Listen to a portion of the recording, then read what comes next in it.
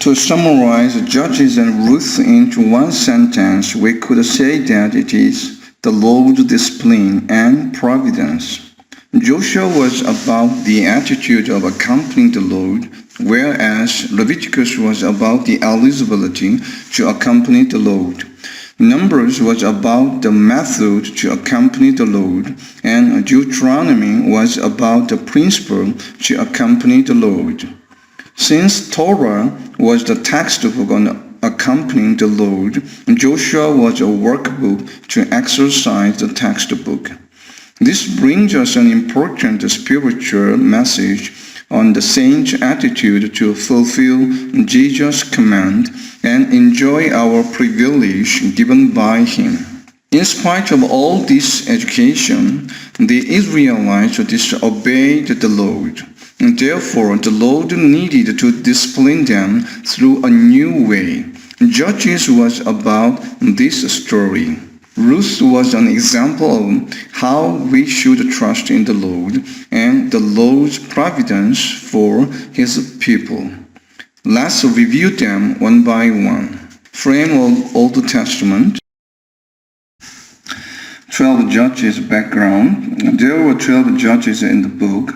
There was information on their native places or tribes on some of the judges. The information of the period in trouble and peace was available for all judges. The right-hand column is about the period in peace of each judge, and the punishment column is the years in trouble through their enemies. Therefore, we can calculate the minimum period of the judge's age. It would be around 390 years because the terms in trouble and peace could not be duplicated, but the gap between them could exist. In terms of the tribes, 9 judges' tribes were confirmed, but 3 judges, Shamgar, Deborah, and Ibzan, were not confirmed, but presumed with the other passages.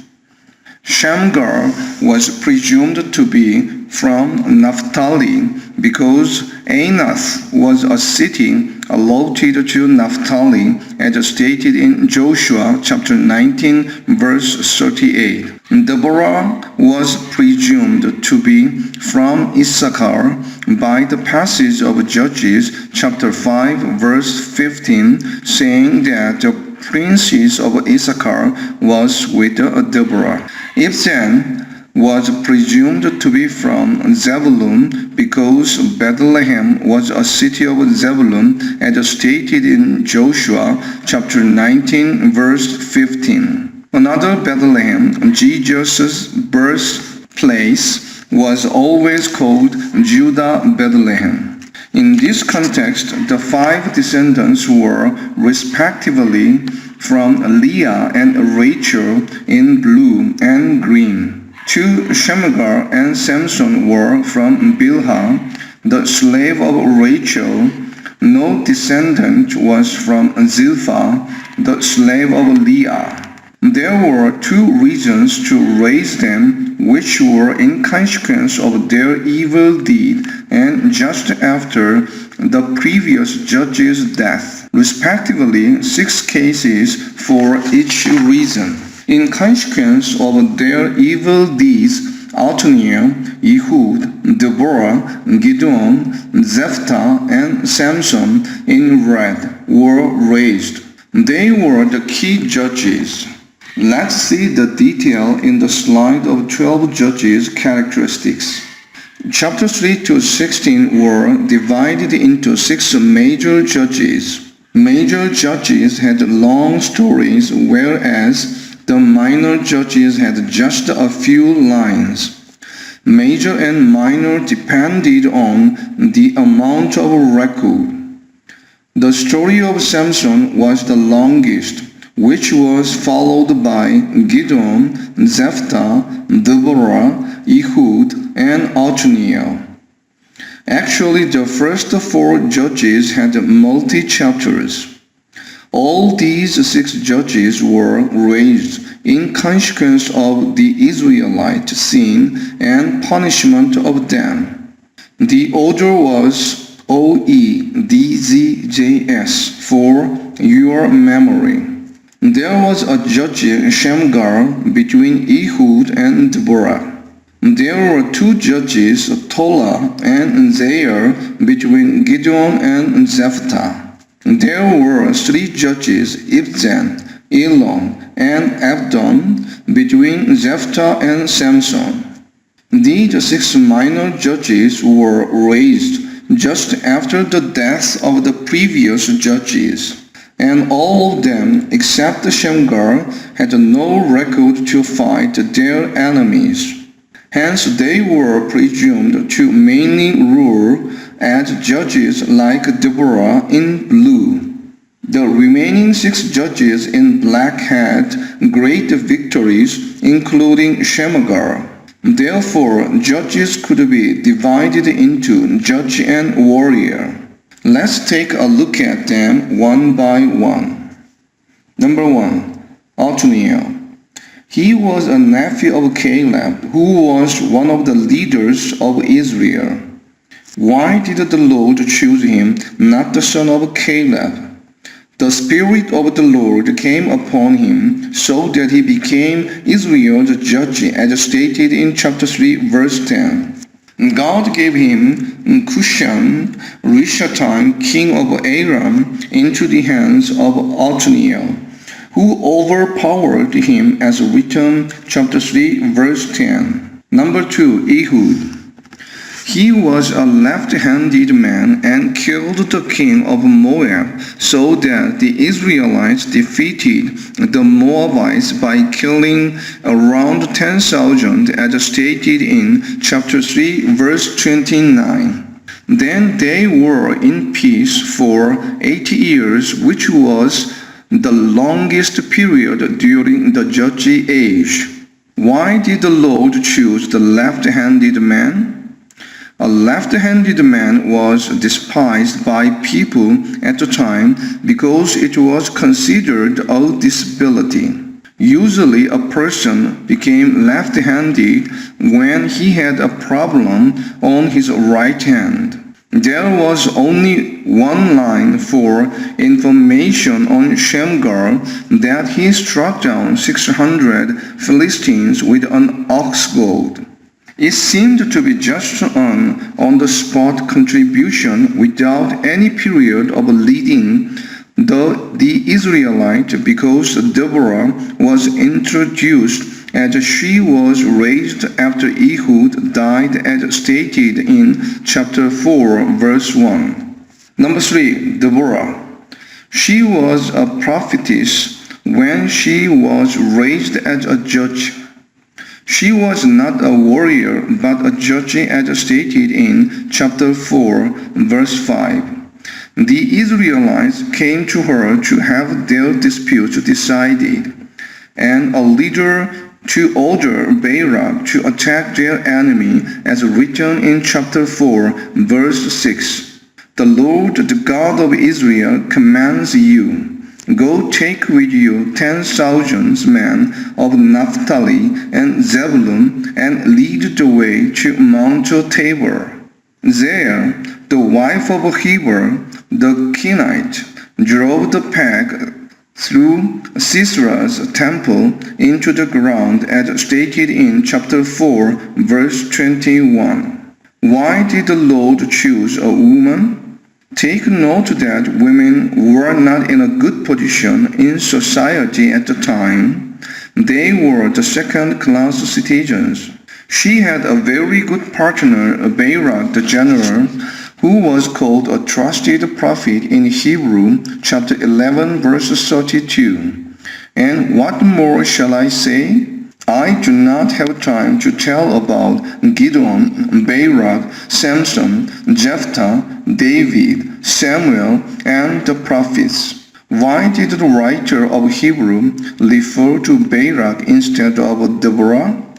It was probably because Barak was a general of the army. Deborah and Barak was an excellent model to share missionary according to their ability. Number 4, Gideon.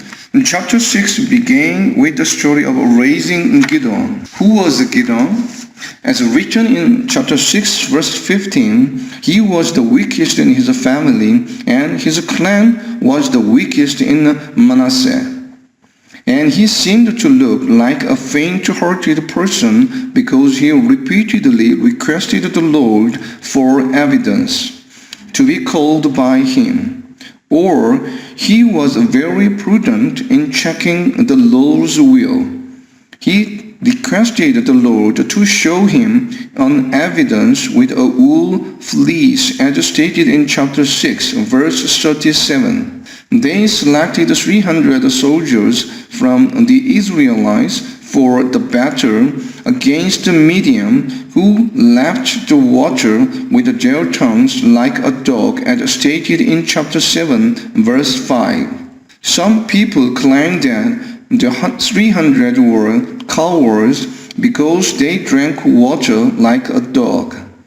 It might have been right, but we don't know whether they were cowards or not. But it was sure that the Lord wanted to select a small number of soldiers, as stated in chapter 7, verse 2. Why did the Lord want a small number of soldiers? Because he didn't want the Israelites to boast to him that her own strength had saved her. This is a really important spiritual message to us. We have to thank the Lord for everything we have or enjoy in our life. We have to remember why Hezekiah was punished after the extension of his life from a disease, as stated in 2 Chronicles chapter 32, verse 25. But Hezekiah's heart was proud, and he did not respond to kindness shown him. Therefore, the Lord's wrath was on him and on Judah and Jerusalem. Gideon defeated Midian, and the Israelites requested for him to be their king, as stated in chapter 8, verse 22. But he rejected their request, as written in verse 23. This was very good, but he made a serious mistake. He collected golden earrings from their plunder and made the gold into an ephod, which he placed in Ophrah, his town. All of Israel prostituted themselves by worshipping it there, and it became a snare to Gideon and his family, as seen in chapter 8, verse 27. His 70 sons were killed by his other son, who his concubine bore to him, Abimelech, as stated in chapter 9, verse 5. This probably happened in consequence to Gideon's mistake. Then all the citizens of Shechem and Beth Millo gathered to crown Abimelech as king, as written in chapter 9, verse 6. He ruled the Israelites for 3 years, as stated in chapter 9, verse 22. Number 5, Jephthah. Jephthah was a mighty warrior, and his mother was a prostitute. He became the commander of the Israelites to fight against the Ammonites. But he made a detestable vow to the Lord that he will sacrifice the person who will first receive him when he comes back after a victory, as stated in chapter 11, verse 31. In consequence to this, his daughter died as a sacrifice because she first received him. She went into a mountain and wept before her death. From this comes the Israelite custom that each year the young women of Israel go out for 4 days to commemorate the daughter of Jephthah, as stated in chapter 11, verse 40. Number 6, Samson. He was born in a different way in comparison to all the other judges. He was born by the grace of the Lord and became a Nazarite as stated in chapter 13 verse 5. But he did many detestable things, and he was finally abandoned by the Lord. Eye's desire demolished him through not following Numbers chapter 15 verse 39. You will have these tassels to look at, and so you will remember all the commands of the Lord, that you may obey them and not prostitute yourselves by going after the lusts of your own hearts and eyes. He was a Danite. Probably happened in consequence to these sins when the Danites committed idolatry in the following chapters, and their names disappeared from the Bible. Notice that the Spirit of the Lord came to the judges 7 times: Othniel, Gideon, Jephthah, and Samson. The Spirit came to particularly Samson 4 times. Did you find a commonality between the major judges? All of them except Samson were alienated in society at the time: minority, disability, women, the son of a concubine, and the son of a prostitute. This was the way for the Lord to use people and his providence towards his people. Samuel, the last judge, followed them. Number 8. Ruth, obedience, faith's frame. To summarize the book of Ruth into one phrase, we could say it is obedience and faith. This was probably the conclusion of the book of Judges, because there was no confession that the Lord is God in Judges. The whole 4 chapters were divided into 5 spiritual topics. Under God's wings, Ruth and Boaz, redemption's covenant, redemptions of inheritance, and David's genealogy. Number 1. Under God's wings. The story of Ruth began with a family's movement to Moab. Elimelech and his wife Naomi moved from Bethlehem to Moab during the famine in the land as stated in chapter 1 verse 1. From a spiritual point of view, this was to move out of God's wing in order to escape from the famine, but he died in consequence to this. Later, Ruth returned under God's wings by moving from Moab to Bethlehem. She was able to do this through her trust and faith in the Lord. Through her mother-in-law, as stated in chapter 1 verse 16. Your people will be my people, and your God my God. This would be the conclusion of the book of Judges. Number 2. Ruth and Boaz. Chapter 2 was the story about Ruth's life in Bethlehem to serve her mother-in-law and the details of meeting Boaz. Number 3. Redemption's covenant. Chapter 3 described Boaz's promise of a redemption for Ruth. Naomi instructed Ruth on how to react to Boaz's actions. Number 4. Redemptions of inheritance and David's genealogy. Chapter 4 began with Boaz's blessing and fulfillment of the promise and their marriage. It ended with the introduction of David's genealogy from Perez, whom Tamar bore to Judah. This represented both change of position and eternal blessing of Ruth. It was the blessing of obedient faith. Slide spiritual frame of Judges and Ruth.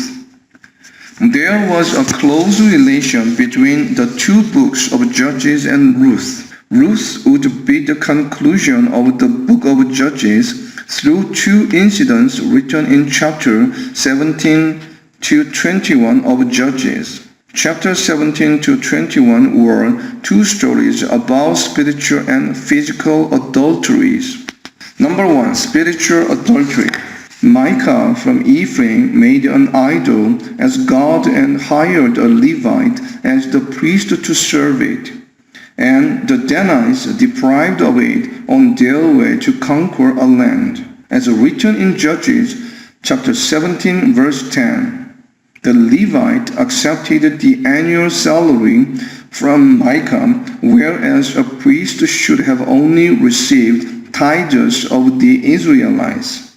He answered the Danite question as stated in chapter 18 verse 6. Go in peace. Your journey has the Lord's approval. Then he was glad to hear the Danites' proposal to be their priest and followed them with the ephod, the other household gods and the carved image as stated in chapter 18 verse 20.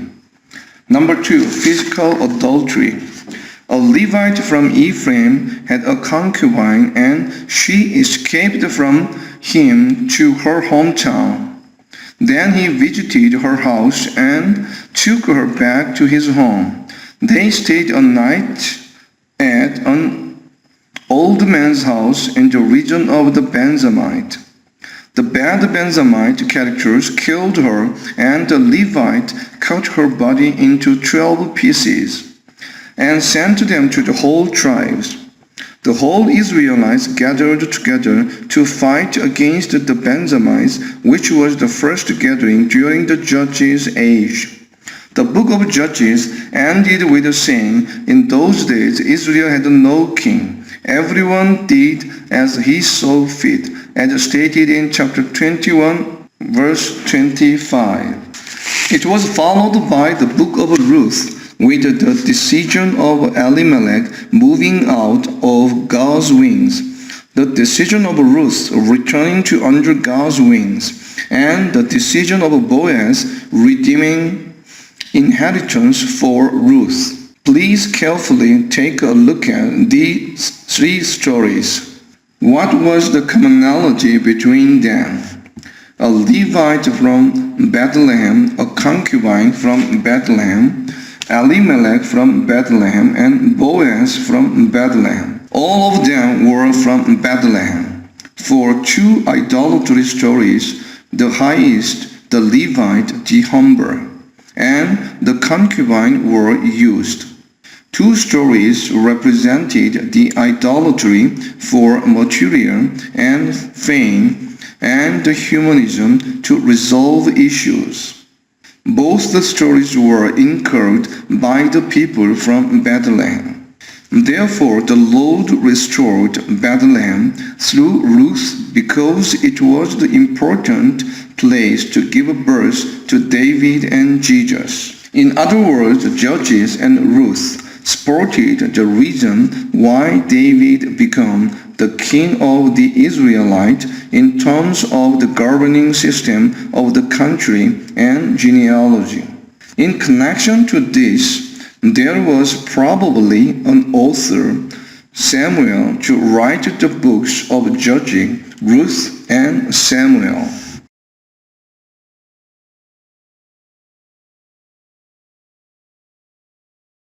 Thank you for watching.